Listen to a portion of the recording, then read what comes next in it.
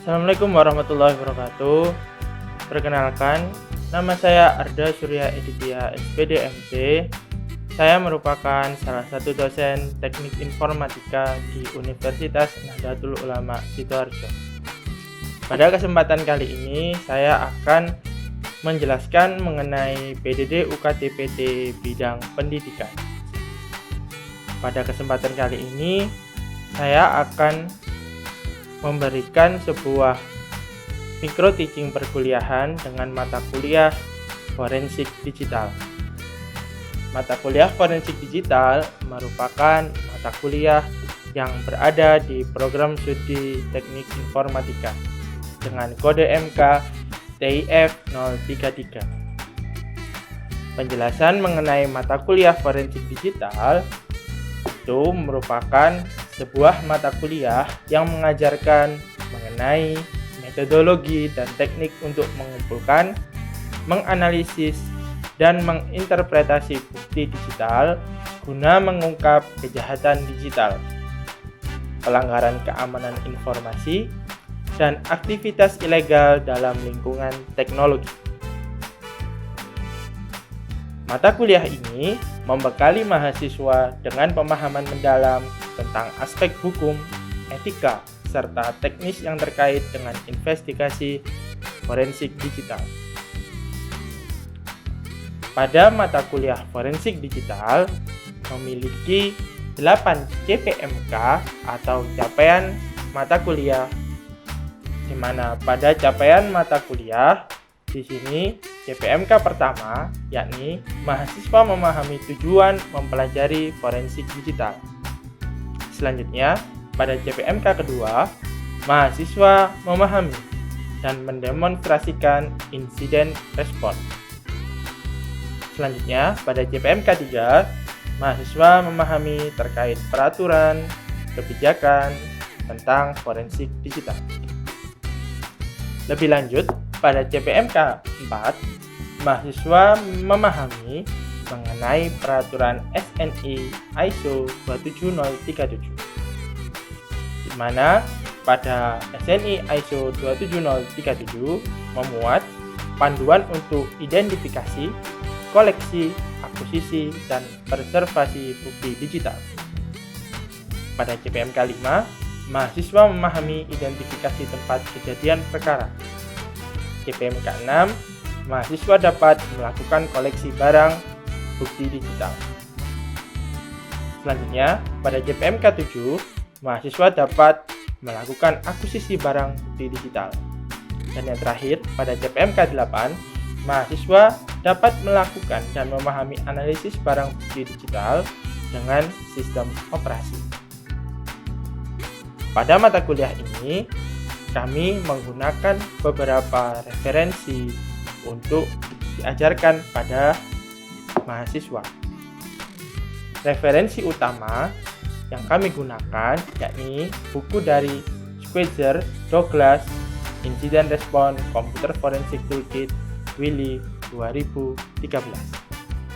Tentunya pada mata kuliah ini juga kita menerapkan referensi dari publikasi dosen yang berupa jurnal maupun paper yang dihasilkan oleh dosen. Mata kuliah digital forensik berfokus kepada permasalahan-permasalahan yang ada pada saat ini, di mana perkembangan teknologi revolusi industri 4.0 mengharuskan mahasiswa untuk menggali sebuah analisa atau metode forensik ketika terjadi kejahatan ataupun anomali dalam proses teknologi. Pada mata kuliah digital forensik, kami juga menggunakan pustaka pendukung selain jurnal dan juga penelitian dosen, yakni SNI ISO IEC 27037, panduan untuk identifikasi, koleksi, akuisisi, dan preservasi bukti digital. Lebih lanjut, buku referensi yang kami gunakan yakni dari Carrier Bryan File System Forensic Analyst tahun 2010, Undang-Undang Nomor 11 Tahun 2008, Kitab Undang-Undang Hukum Acara Pidana atau KUHP pasal 184 ayat 1 dan 39 ayat 1. Kementerian Komunikasi dan Informatika dan Universitas Gunadarma dalam modul penanganan barang bukti digital. Kementerian Komunikasi dan Informatika SOP penanganan barang bukti digital yang dikeluarkan oleh Kominfo tahun 2017. Adapun software yang kami gunakan dalam mata kuliah ini yakni Google Colab, Visual Studio, dan juga aplikasi-aplikasi forensik. Pada mata kuliah ini, dosen menerapkan sistem pembelajaran interaksi pada mahasiswa, sehingga dosen tidak hanya menerangkan seperti halnya guru di sekolah, namun juga memberikan umpan balik kepada mahasiswa agar mahasiswa dapat berperan aktif dalam proses perkuliahan. Adapun dalam proses perkuliahan, kami tidak hanya menggunakan sebuah metode pembelajaran konvensional, kami juga menggunakan media pembelajaran yang disediakan oleh kampus yang berupa Elin Unusida. Di mana Elin Unusida merupakan sebuah aplikasi berbasis web di mana pada Elin Unusida dapat dilakukan proses absensi, share materi, dan juga pengambilan nilai tugas. Selanjutnya, untuk tugas-tugas mahasiswa, selain menggunakan Elin Unusida, juga diterapkan proses presentasi tiap kelompok di tiap pertemuannya.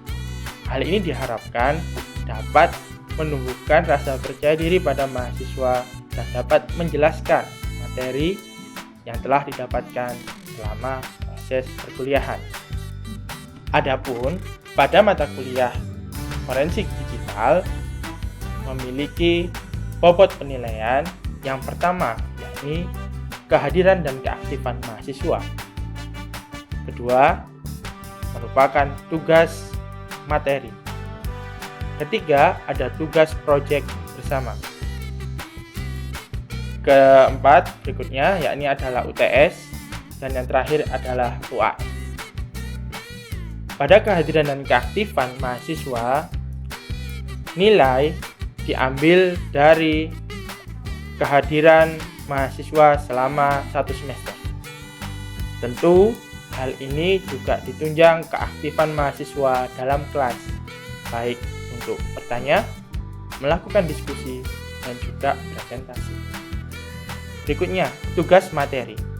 Tugas materi merupakan sebuah tugas di mana mahasiswa melakukan merangkum atau menjawab pertanyaan sesuai dengan teori-teori forensik yang telah diajarkan. Berikutnya, yakni tugas proyek bersama, di mana tugas proyek bersama itu merupakan tugas kelompok di mana dosen akan memberikan sebuah studi kasus atau permasalahan, di mana pada permasalahan tersebut kelompok dapat bekerja sama untuk menyelesaikan tugas yang diberikan oleh dosen. Berikutnya ada UTS atau ujian tengah semester, di mana UTS itu merupakan sebuah proses di mana mahasiswa mengerjakan soal, di mana soal tersebut mencakup pengetahuan dan juga keterampilan dan juga analisis permasalahan yang ada. Dan yang terakhir, UAS, ujian akhir semester, di mana ujian akhir semester merupakan sebuah ujian yang dilakukan mahasiswa pada akhir semester.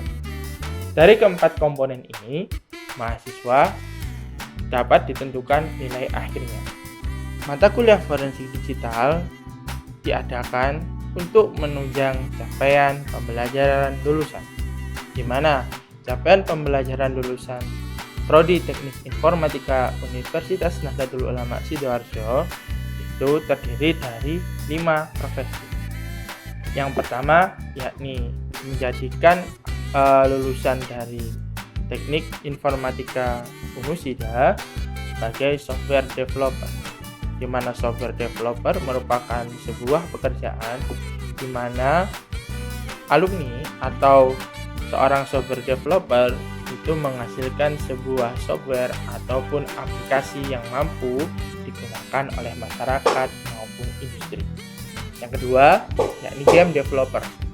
Pada game developer ini merupakan sebuah profesi yang menciptakan atau mengembangkan sebuah game permainan, baik itu berupa PC, gadget, smartphone, ataupun media lainnya untuk menciptakan sebuah permainan.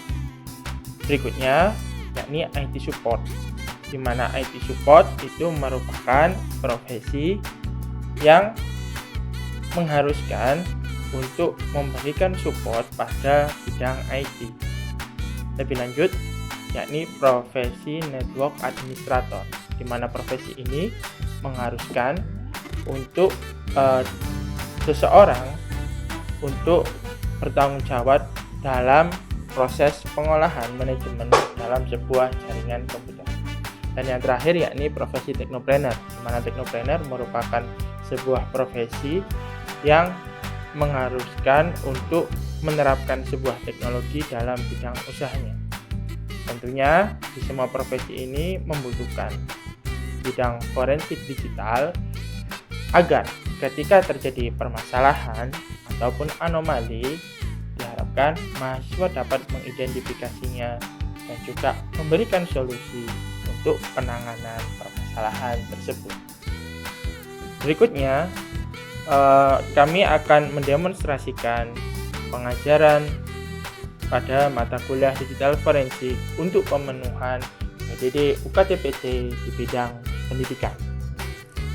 Pada micro teaching kali ini saya akan mendemonstrasikan pada materi digital forensik temuan keempat dengan tema memahami terkait metode, peraturan, kebijakan tentang forensik digital. Selamat menyaksikan. Assalamualaikum warahmatullahi wabarakatuh. Waalaikumsalam warahmatullahi wabarakatuh. Oke, selamat bertemu kembali kita pada mata kuliah digital forensik ya. Pada hari ini kita ada di pertemuan keempat ya. Sebelumnya, apakah kalian sudah membaca materi yang sudah saya share di Elin Unusida? Sudah. Juga sudah melakukan absensi? Sudah. Oke, terima kasih ya. Oke, jadi pada materi hari ini saya akan kembali menjelaskan mengenai memahami terkait metode, peraturan, kebijakan mengenai forensik digital. Ya, sebelum kita mulai, marilah kita buka perkuliahan pada pagi hari ini dengan membaca doa. Berdoa mulai.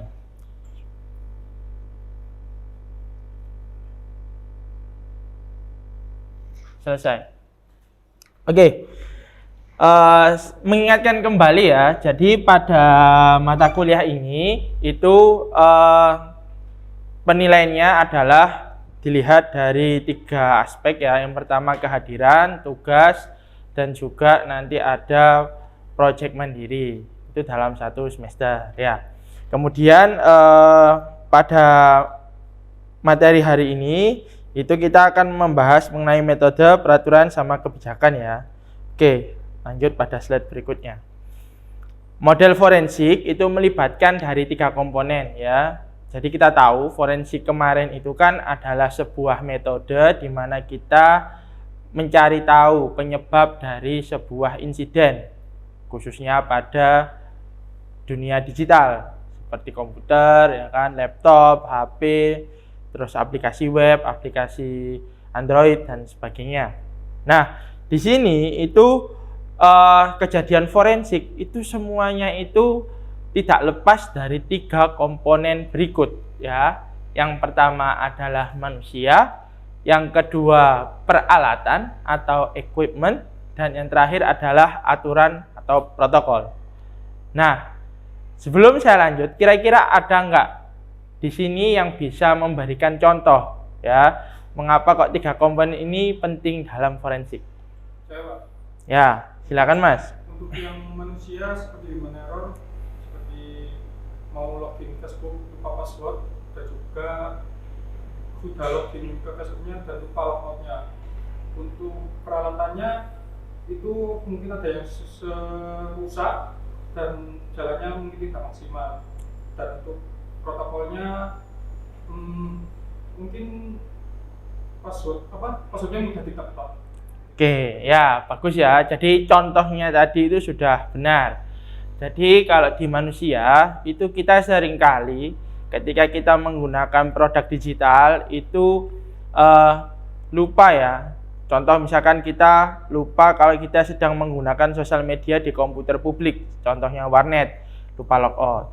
Ya, ada lagi yang populer sekarang itu adalah undangan WhatsApp APK, ya kan ya. Nah, itu human error juga. Nah, sudah tahu itu bentuknya bukan gambar tapi di-download. Ya, akhirnya terjadilah kejahatan seperti menguras rekening dan lain sebagainya ya. Kemudian peralatan. Kalau peralatan di sini itu bisa disebabkan oleh hardware yang sudah rusak. Sehingga kita ketika melakukan sebuah transaksi login ya atau autentikasi itu tiba-tiba putus ya. Sehingga hal itu menyebabkan bisa jadi kebocoran data juga bisa. Adapun juga peralatan yang sudah dimodifikasi untuk mengintip program lalu lintas datanya. Dan terakhir adalah aturan protokol. Jadi ketika kita setting password baik itu di aplikasi maupun di hardware, contoh kayak WiFi atau login di Facebook, email, passwordnya biasanya pakai tanggal lahir. Nah, atau mungkin 123456778 atau yang lainnya. Itu juga bisa, ya. Selanjutnya di sini ada manusia. Nah, manusia sendiri pada dasar komputer ya atau mata kuliah yang lain itu disebutnya brainware. Jadi komponen komputer kan ada 3. Ada software, hardware, sama brainware. Brainware ini kerap diasosiasikan sebagai manusia atau yang menjalankan komputer tersebut. Nah, kriterianya di sini ada computer forensic examiner, komputer investigator, sama digital evidence collection specialist. Maksudnya apa? Jadi maksudnya adalah manusia di dalam proses digital forensik itu bisa berperan sebagai 3 ini. Yang pertama computer forensic examiner atau asesor ya, atau yang melakukan forensik pada sebuah komputer. Itu tidak bisa dilakukan oleh software. Contoh misalkan kita mencari perangkat yang rusak, apakah bisa menggunakan mesin? Nggak bisa ya. Ya, jadi kita harus ngecek satu persatu. Itu tugas manusia. Kemudian ada komputer investigator. Jadi selain ngecek, dia juga melakukan investigasi. Investigasi itu pemeriksaan. Apakah perangkatnya itu benar-benar rusak atau enggak, ya kan? Dan membuat laporannya. Dan berikutnya ada digital evidence collection specialist atau spesialis dalam mengumpulkan bukti-bukti. Contoh, oh ini ada yang nggak normal, di copy di sebuah media penyimpanan atau dilakukan pencatatan terhadap hal-hal yang tidak normal atau biasa kita sebut dalam forensik itu anomali ya. Tuh. Contoh misalkan ketika login Facebook kok setelah login kok nggak di home kita ya kan, tapi tampilannya kok berbeda, itu termasuk juga anomali. Ya, itu ya. Nah, computer forensic examiner. Nah, di sini tugasnya ya melakukan pengujian terhadap media original. Ya, media original itu maksudnya ya komponen tadi itu ya, baik bisa hard disk, RAM, prosesor, router, modem. Kemudian mengekstrak data bagi investigator untuk direview. Jadi selain kita bongkar, dia menyiapkan data juga atau mencopot komponen tersebut untuk diberikan kepada investigator ya. Biasanya kalau untuk pelatihannya sendiri atau waktu yang dibutuhkan biasanya sampai 4-6 minggu ya itu. Ini tergantung juga ya, tergantung dari intensitas ininya juga, prosesnya juga. Kemudian kalau komputer investigator ini harus memiliki pengalaman yang sudah teruji dan ahli. Karena di investigator kita harus bisa mendeteksi anomali tadi ya. Jadi anomali sama dia sudah berpengalaman. Jadi hard disk yang normal itu gimana, yang nggak normal gimana. Nah biasanya di sini kita sebagai lulusan S1 itu sudah di level komputer investigator ya. Tapi kalau yang sebelumnya tadi itu bisa dilakukan oleh anak SMK juga bisa. Tapi kalau kita sebagai S1 ya, itu kita sudah masuk tataran investigator. Makanya selama perkuliahan kalian akan dikasih beberapa kriteria komponen yang normal sama nggak normal. Memahami jaringan komputer, internet, komunikasi, dan teknologi komputer dan informasi. Nah, ini lebih singkat ya, karena yang diajari sudah ahli. Ya, berikutnya ada Digital Evidence Collection Specialist. Ya, ini sebagai first responder atau dia itu sebagai penyusun ya, penyusun sebuah laporan pada proses digital forensik. Kemudian mendapatkan dan menghadirkan bukti komputer mencakup media penyimpanan ya. Jadi fokusnya di sini adalah menyimpulkan hasil dari investigator tadi menjadi sebuah rangkuman bukti laporan forensik ya. Tuh. Nah, kira-kira di sini ada pertanyaan dulu mungkin ya. Ya. Bagaimana sih laporan forensik yang bagus? Oke. Jadi untuk bisa tahu laporan forensik yang bagus bagaimana, itu yang pertama kita harus menuliskan permasalahannya terlebih dahulu ya. Masalah apa yang terjadi ya kan? Contoh apa, rekening tiba-tiba hilang ya melalui aplikasi Android. Wah, hilang ya. Itu dituliskan dulu permasalahannya. Kemudian berikutnya kedua itu dia menyajikan ya media-media atau komponen-komponen yang terpasang pada kejadian ya, tempat lokasi kejadian. Itu bisa berupa HP, laptop, komputer dan sebagainya. Ya, dideteksi gangguannya dari mana nih. Nah, itu dicantumkan semua di laporan. Ketiga, menjelaskan anomali ya. Anomali itu maksudnya dia menunjukkan beberapa ketidaknormalan terhadap media-media tersebut atau juga komponen sebuah aplikasi.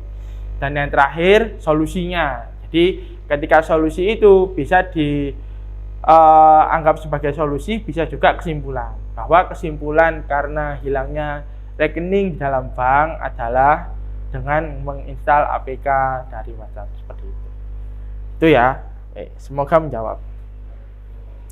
Oke, berikutnya ini dibutuhkan peralatan guna mendapatkan bukti evidence ya, yang berkualitas dan bersih. Jadi ini jenis peralatan ya, perangkat lunak, perangkat keras, juga media penyimpanan ya. Jadi ini peralatan-peralatan yang digunakan untuk mendapatkan bukti-bukti ya. Perangkat lunak itu apa aja yang diinstal, perangkat keras itu apa aja yang terpasang, media penyimpanan itu hard disk ya atau micro SD. Nah, sebagai apa ya, penilaian pertemuan hari ini ya, nanti masing-masing mahasiswa membuat sebuah laporan ya, laporan forensik sederhana dengan melist atau menuliskan beberapa peralatan ya, baik itu hardware, software, sama media penyimpanan pada smartphone-nya masing-masing ya. Itu nanti kalian tulis, kemudian nanti silahkan dikumpulkan pada Elin Unusida yang nantinya tugas itu akan jadi penilaian pada pertemuan hari ini. Oke, demikianlah mungkin pertemuan pada hari ini. Jadi kita akan bertemu minggu depan dengan pembahasan yang lebih lanjut mengenai materi ini. Sebelum kita tutup kelas ya, marilah kita membaca surat Wal Asri dan doa penutup majelis. Bismillahirrahmanirrahim. Wal asri innal insana lafi khusrin illal ladzina amanu wa amilus solihati wa tawasau bil haqqi wa tawasau bis sabr. Subhanakallahumma wa bihamdika asyhadu an la ilaha illa anta astaghfiruka wa atubu ilaik. Assalamualaikum warahmatullahi wabarakatuh. Waalaikumsalam warahmatullahi wabarakatuh.